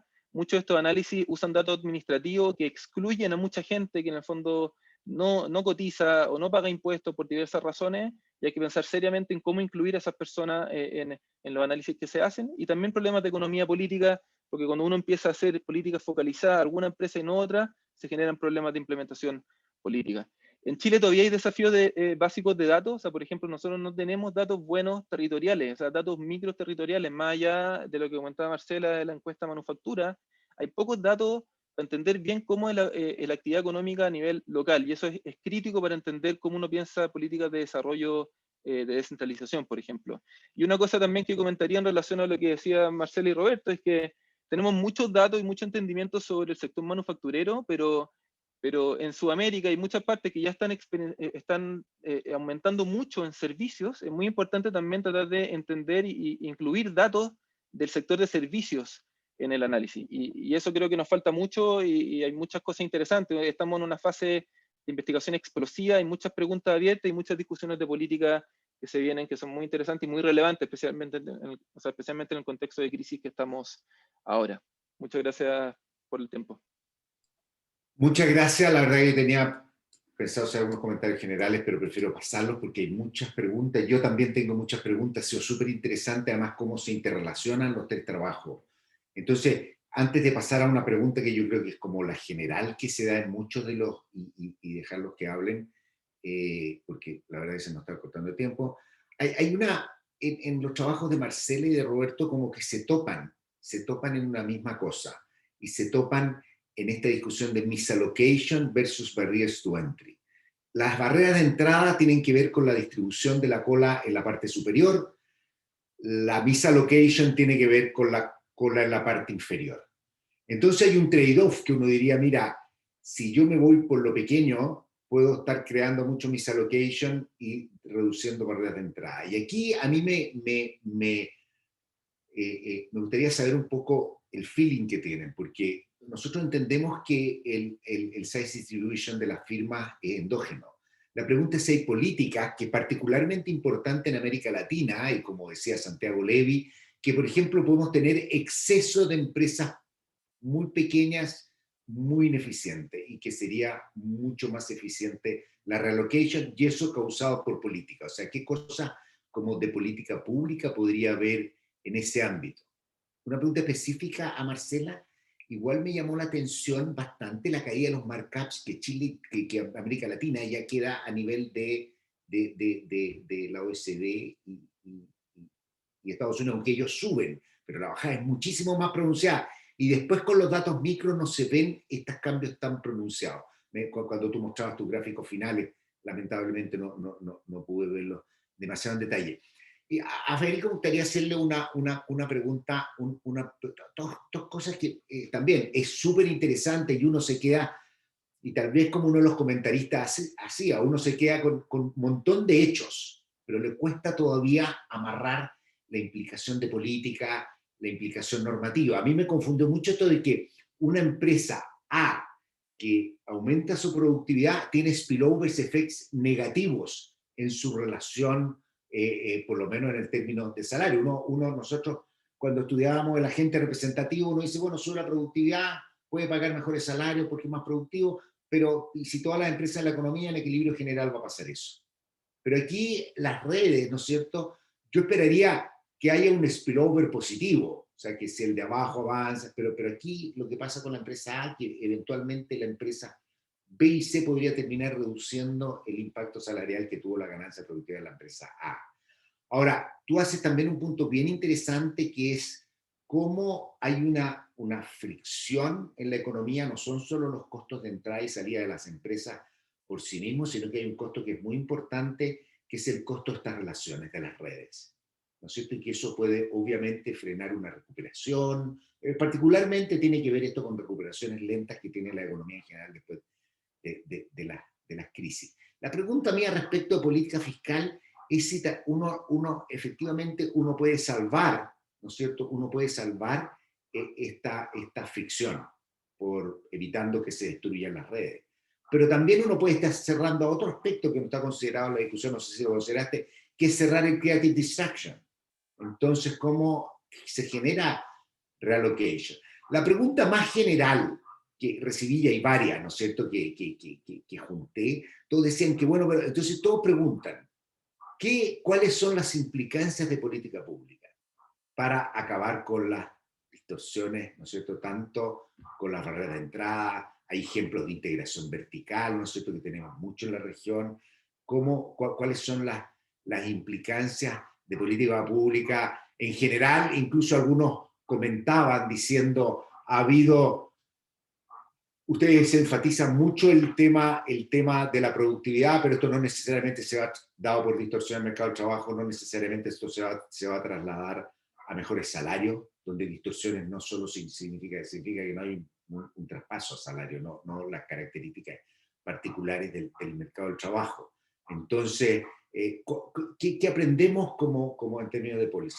Lo voy a dejar aquí y voy a tratar de recoger un par de cosas si nos queda más tiempo, pero yo espero hacer un resumen relativamente justo. Primero, que como moderador derecho a hacer mi pregunta, pero también recogiendo estos puntos muy importantes que se sumaron, y yo diría este sabor en las preguntas, porque además tengo que agradecer, Marcela contestó casi todas las preguntas que le hicieron en el chat de las preguntas y respuestas, así que ahí lo pueden encontrar, pero estas preguntas más generales sobre policy implication, que tenemos los diagnósticos, tenemos los datos, vemos, pero somos capaces de entender exactamente cuáles son las políticas para, manteniendo el aumento de la productividad, también reduzcamos las notorias inequidades que existen en la región, que nos ilustraba Marcela desde su primer gráfico.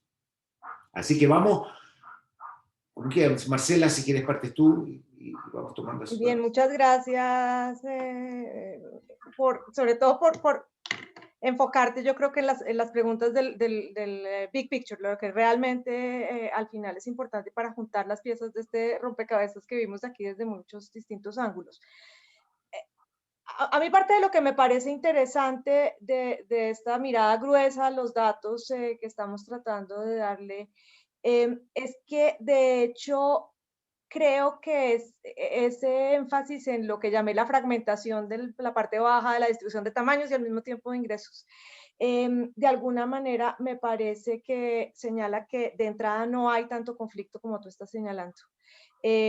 Porque si la pregunta es, hacemos que entren muchos y nos llenemos de firmas pequeñas, creo que lo que estamos encontrando es que, como se había visto desde otros ángulos, Roberto lo mostró desde alguno en particular, nosotros no es solo que tenemos muchas empresas pequeñas, es que tenemos un exceso de empresas demasiado pequeñas, demasiado incapaces de generar bienestar para sus trabajadores o incluso dueños, porque lo que tenemos también es una fracción impresionante de cuentapropistas. Entonces, ahí desaparece la atención, porque entonces el problema no es de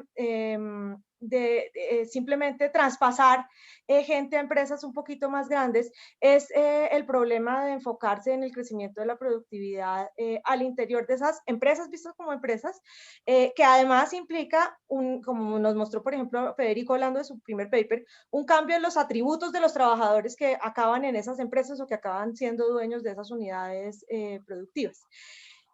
Yo, dando un paso atrás y pensando más en general, por mucho tiempo la discusión del crecimiento de productividad y del crecimiento en general, que al final impacta hasta la desigualdad, la enfocamos desde mirar la diferencia entre lo que tú llamaste el misallocation y el resto de la productividad.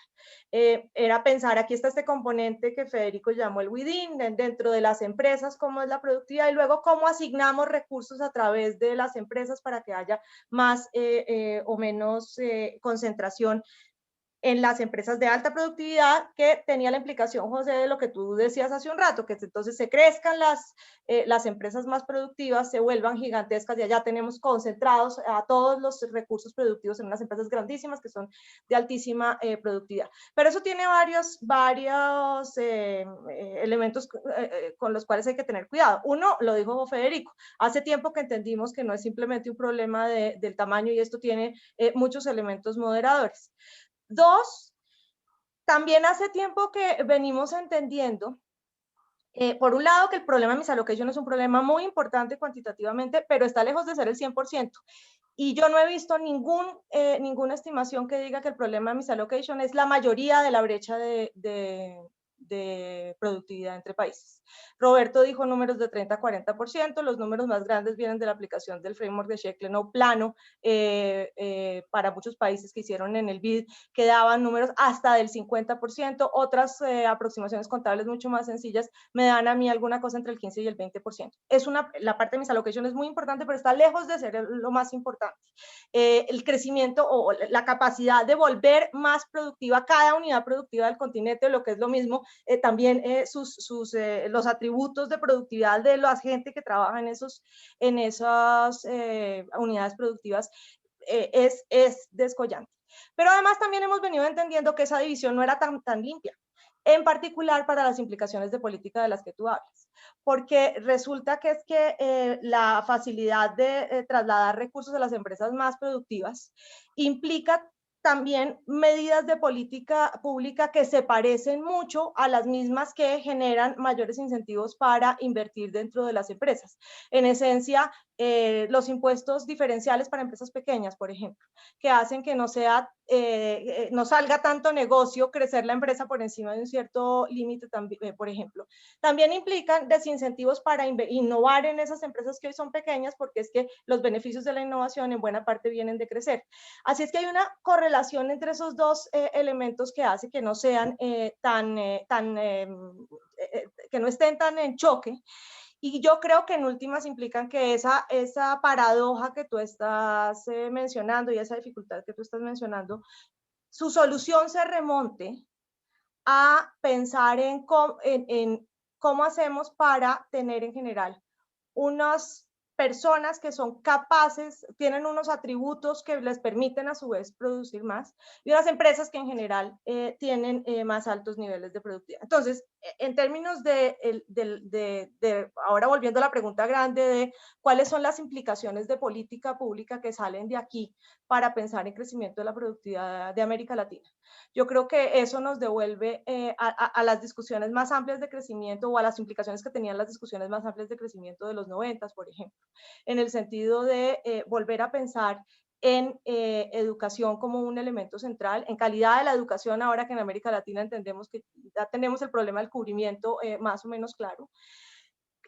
Creo que eso nos devuelve a pensar en pertinencia de la educación. Creo que nos devuelve a pensar en competencia entendida no solamente como tener un montón de firmas chiquiticas por ahí, o no tanto, y por lo tanto, por ejemplo, en términos de política productiva, no tanto en fomentar el emprendimiento entendido como microemprendimiento. Muchos países de América Latina tienen ese tipo de políticas, sino en fomentar el emprendimiento que tiene vocación innovadora, vocación de alto crecimiento. Y eso pues, por ejemplo, implica que de pronto el énfasis de microfinanzas no es el más importante, tanto como el énfasis, por ejemplo, de acompañamiento en capacidades gerenciales y extensionismo técnico. Entonces, creo que surgen unas implicaciones que hacen que, de nuevo, estas cosas no estén tan encontradas. Y por último, en términos de política fiscal, pues creo que nos recuerda algunos elementos que han rescatado tanto Federico como Roberto, por ejemplo, en el sentido de evitar política fiscal altamente distorsionante. La reforma tributaria que se cayó en Colombia la semana pasada traía un componente de política fiscal empresarial progresiva, pensando en impuestos más bajos a las empresas más grandes, que creo que claramente tiene esa característica distorsionante de la que hablaba Roberto. Al mismo tiempo que en el lado del puro componente de desigualdad, creo que lo que conocemos de América Latina en términos de la como mostraba yo en los datos, de la importancia que tiene la generación de rentas no salariales muy elevadas en América Latina, pues implica la necesidad de profundizar la redistribución con un tipo de tributación que no es la que tradicionalmente tenemos, que enfatiza los altos ingresos, pero los altos ingresos salariales.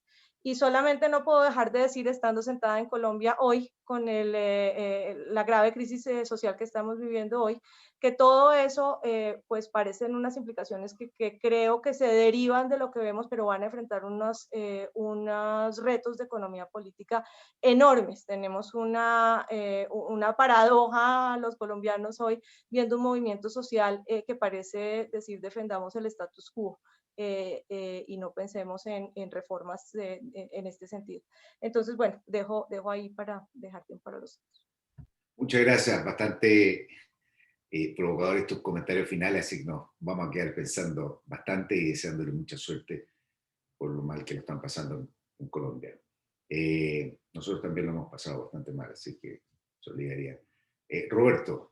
Sí, bueno, muchas gracias José por sus comentarios, y a la audiencia pido disculpas que no pude responder, me quedé entusiasmado escuchando a mis colegas de panel y sinceramente no me pude detener a responder.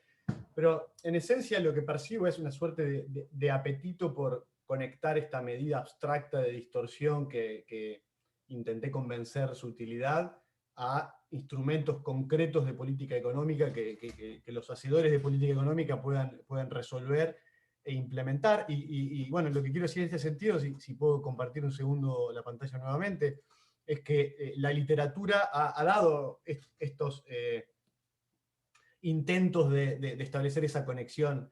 Y déjenme repasar una serie de estudios que estudiaron el efecto de ciertas políticas económicas y qué impacto distorsivo pueden haber tenido. Y, por ejemplo, como mencioné al principio, la regulación laboral es un elemento importante. Los países incurren en todo tipo de regulación laboral, costos de despidos, impuestos laborales que varían como función del tamaño de la empresa. Hay una serie de trabajos que, disciplinando empíricamente estas propiedades de las leyes laborales en contextos muy particulares, pero en definitiva bien disciplinados, encuentran que la contribución a entender la ineficiencia asignativa agregada tiende a ser pequeña. O sea que las regulaciones laborales son un elemento, pero digamos, hay mucho más que las regulaciones laborales. Entonces, ¿qué más puede haber? Algo que mencionó Marcela y que a mí me tocó estudiar con algunos colegas es esta idea de que la colección de impuestos por cuestiones de incapacidad o de escasez de capacidad de colectar impuestos suele estar sesgada en las empresas más grandes, y eso es una especie de subsidio implícito al microemprendimiento, digamos. Entonces, de nuevo, con mis colegas estimamos en una gran cantidad de países la medida en la cual la colección impositiva favorece a las empresas pequeñas y se concentra en empresas grandes, y nos preguntamos qué cantidad de ineficiencia asignativa eso genera. Y de nuevo, estimaciones plausibles de esta colección sesgada en empresas grandes no es capaz de generar gran ineficiencia asignativa. Pero de nuevo, lo que uno tiene que hacer es ir agregando, ¿no? O sea, la conclusión a la que voy es que no surge de la literatura que exista una medida de política económica que resuelva todo el problema, sino que lo que uno va aprendiendo de las distintas aplicaciones es que es una larga lista de cosas que tiene su contribución. Y déjenme también completar la lista repasando los estudios que estudiaron el rol de barreras crediticias o de fricciones en mercados de capitales. De nuevo, aquí también mirando microdatos y evidencia directa de acceso al crédito como función de la productividad de la firma o la edad de la firma, y disciplinando las instituciones crediticias en base a esa evidencia. Este es el área que quizás ha encontrado una capacidad más grande de explicar la eficiencia asignativa, pero todavía lejos de resolver el problema global de eficiencia asignativa. Con lo cual, la conclusión a donde yo pienso que la literatura está llegando es que este ejercicio de diagnóstico, de identificar toda la eficiencia asignativa en su conjunto, nos permite entender o priorizar reformas que país por país tendremos que ir identificando cuál es el elemento más importante. Y entonces, en algún país será el crédito, en otro país será el código laboral, en otro país será la política impositiva, pero desde ya que no vamos a encontrar no sé si existe la traducción, o la bala de plata para resolver el problema. Es un ataque multidimensional, y la utilidad de este ejercicio de diagnóstico radica en presentarnos una magnitud del problema para ir luego evaluando cuando se implementen reformas o cambios en todas estas regulaciones, tratar de ir dialogando entre la política económica o el policy maker y la ciencia, digamos, para ir evaluando las ganancias de productividad que se van generando a partir de esas reformas. Esa es mi lectura de cómo conectar este ejercicio de diagnóstico con recomendaciones concretas de política. Muchas gracias, Roberto. Ha estado súper interesante, así por eso nos vamos a pasar unos minutitos porque tenemos que escuchar ahora a Federico. Adelante, Federico, gracias. Gracias José por las reacciones. Solamente decir tres cosas bien breves. Lo primero, sobre esto, los efectos de la productividad en una firma sobre el salario de los otros trabajadores en otras firmas.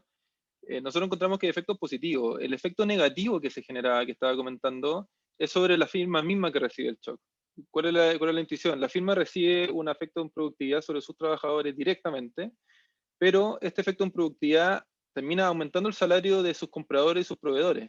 Y al aumentar el salario de sus compradores y sus proveedores, eso afecta negativamente de vuelta a los trabajadores de la firma, porque en el fondo si aumenta el salario, si aumentan los costos de mi proveedor, por ejemplo, eso va a afectar el tamaño de esa empresa y por lo tanto eso afecta de vuelta a los salarios porque disminuye la capacidad de poder producir con esos proveedores que son ahora más caros en cierto sentido. Entonces lo que es negativo es como este círculo que se vuelve a pegarte de vuelta cuando el shock de productividad viaja a través de los proveedores y los compradores. Y eso cuantitativamente nosotros encontramos que es importante. Y eso conecta con el segundo punto que quería decir, que es como esto de cuál es la prescripción de política. Yo creo que aquí una de las cosas como paradójicas que pasa en este tema, que cuando uno se mete en la micro, empieza a ver más el detalle, empieza a tomar más estructura, más datos, ya no existe la respuesta que te diga, oye, es esta política con este número, si lo cambias, si pasas de 3 a 3,5 se soluciona el problema. En la macro que estamos trabajando ahora, donde hay mucha riqueza en los datos, donde hay mucha estructura en el problema, ya no es una respuesta así como una bala de plata, como decía Roberto, que soluciona todos los problemas, sino que uno tiene que entrar en el detalle y el diseño de política va a ser bien específico, bien focalizado, bien tratando de hacerse cargo de la ineficiencia y al final va a depender de la ineficiencia que uno identifica, dónde uno cree que están los cuellos de botella, o la ineficiencia más importante en la economía. Entonces, en ese sentido, es un mal resultado porque a uno le gustaría con más datos y más instrumentos poder decir respuestas más contundentes y más rápidas, pero nos damos cuenta que ahora los problemas son más difíciles y también las respuestas son más sofisticadas. Pero una cosa que sí podría decir, como comentando este tema de mi trabajo de la dinámica de las relaciones de las empresas, ahí, por ejemplo, para dar un ejemplo, en ese modelo hay una prescripción muy clara en términos de cómo a un planificador benevolente le gustaría ayudar a la firma en ese contexto. Recordemos, en un contexto donde la firma tiene un shock negativo agregado, puede ser por demanda, porque estamos en una crisis, y la firma tiene que destruir relaciones y volver a construirlas quizás en un año más. Entonces, ¿qué es lo que nos dice el modelo? Nos dice, mira, el aparato fiscal o el planificador benevolente debería dar más apoyo en esos lugares donde esa fricción es más intensa y en los lugares donde la firma recae en relaciones que tienen mayor nivel de inversión en intangible, que sería más difícil de volver a reconstruir el día de mañana cuando la firma se recupere. Y esa es una prescripción bien específica y hay una fórmula que le dice, tú metís los datos, metís la elasticidad y la cuestión te va a decir cuáles son las firmas que requieren esa ayuda, pero no es una política así como que sea trivial de comunicar, obviamente, porque es sofisticada, pero al mismo tiempo esa es la política óptima que en el fondo el planificador desearía tener para ayudar a la firma a que reconstruyan esa relación una vez que termine la crisis. Y lo de creación destructiva, sí, el modelo no tiene esa parte, yo creo que ese es un súper buen punto, agregar eso no es fácil, pero de todas maneras es un tema importante que uno le gustaría, y uno, de hecho lo hemos estado encontrando en Chile también, que ha habido mucha reasignación durante esta crisis y esa reasignación ha ayudado a la economía, pero obviamente esos son factores que son más difíciles de incorporar cuando uno tiene que tratar de pensar cómo distintas ineficiencias y distintas rigidez en la economía afectan la economía en su conjunto.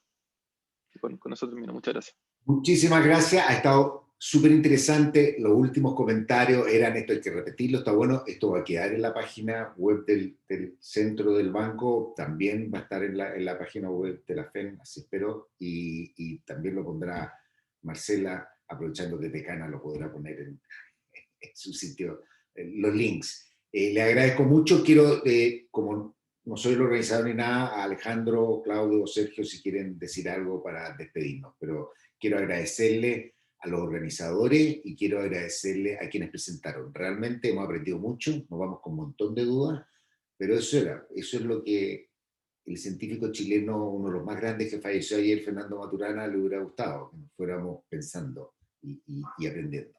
Así que dejo a los organizadores si quieren decir algo. Nada más.